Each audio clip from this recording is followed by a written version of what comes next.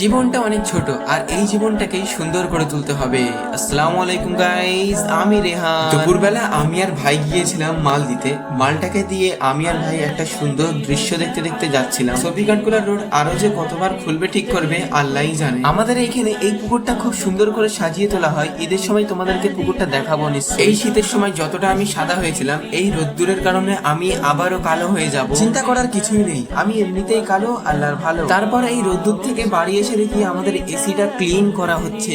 এখনো গরম পড়তে বাকি আর আমাদের এইটুকুতেই অবস্থা খারাপ হয়ে গেছে। তারপর আমি আর জিসান বার হয়ে পড়েছিলাম কিছু কেনার জন্য। কারবালায় পৌঁছে দেখি এত ভিড়, কেননা হাটের দিন। আমাদের এখানে শনিবার ও রবিবার হাট হয়, যার কারণে এত ভিড়। ভিড়ের সাথে আধ ঘন্টা গল্প করে আমি আর জিসান চলে এলাম ওয়াও মোমো। ওয়াও মোমো থেকে পার্সেল নিয়ে আমি আর জিসান বার হয়ে পড়লাম বাড়ির উদ্দেশ্যে। যাওয়ার পথে আমাদের আবারও কারবালায় এই মারাত্মক ভিড়ে দাঁড়াতে হলো। যারা রোজা অবস্থায় হাট করে তাদের কতটাই না কষ্ট হয়, আল্লাহ তাদের তৌফিক। তারপর আমি আর জিসান ভিড় কাটিয়ে যাচ্ছি বাড়ির দিকে। জীবনটা অনেক ছোট, তাই তোমাদের বলি এই ছোট ছোট মুহূর্তগুলো তোমরা উপভোগ করা শিখে নাও, যাতে না ভবিষ্যতে তোমাদের আফসোস হয়।